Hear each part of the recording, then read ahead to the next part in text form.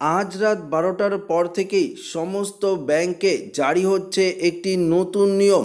যদি আপনাদের bank account থাকে তো অবশ্যই আপনাদের এই নিয়মটি জানতে হবে, না হলে আপনারা একটি বড়সড় বিপদের মুখে পড়তে পারেন।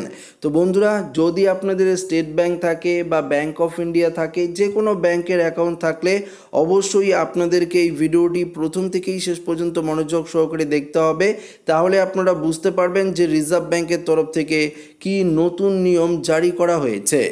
ভারতীয় রিজার্ভ ব্যাংক সময়ে সময়ে দেশের জনগণকে প্রয়োজনীয় তথ্য সরবরাহ করে যাতে ব্যাংক অ্যাকাউন্টগুলো সুরক্ষিত থাকে।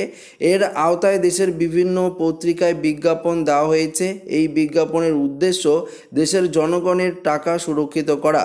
বিজ্ঞাপনটির ট্যাগলাইন মানি ফুয়েল, যেখানে বলা হচ্ছে মানি ফুয়েল হিসাবে কাজ করা অপরাধ।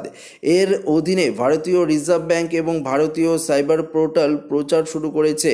এর মাধ্যমে কেন্দ্রীয় ব্যাংক সেই সব ব্যক্তিদের সতর্ক করতে চায় যারা চিন্তা ভাবনা ছাড়াই কোনো অ্যাকাউন্টে টাকা হস্তান্তর করে প্রতারণার শিকার হয়।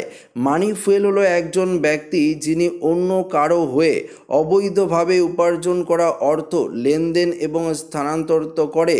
এই ধরনের ব্যক্তি বা এই ধরনের কার্যকলাপ বন্ধ করতে হবে। আরবিআই বিজ্ঞাপনে বলেছে কিভাবে যে কেউ প্রতারিত হতে পারে। এই বিজ্ঞাপনের মাধ্যমে জনগণকে বলা হচ্ছে যে তাদের অ্যাকাউন্টগুলো অন্যের টাকা লেনদেন করার জন্য ব্যবহার করতে দেওয়া উচিত নয়।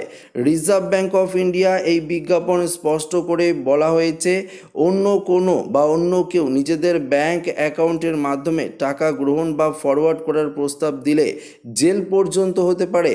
রিজার্ভ ব্যাংকের দেশের জনগণকে সতর্ক করে দিয়েছে যে নিজেদের অ্যাকাউন্টের বিশদ অন্যদের সঙ্গে কখনো শেয়ার করা উচিত নয়।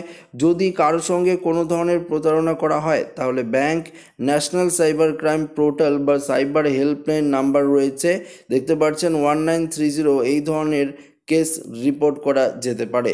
তো বুঝতেই পারছেন রিজার্ভ ব্যাংকের তরফ থেকে কি নতুন নিয়ম জারি করা হয়েছে। তো ভিডিওটি ভালো লাগলে লাইক করবেন, সাথে শেয়ার করবেন, নতুন হয়ে থাকলে চ্যানেলটিকে সাবস্ক্রাইব করে নেবেন। ধন্যবাদ।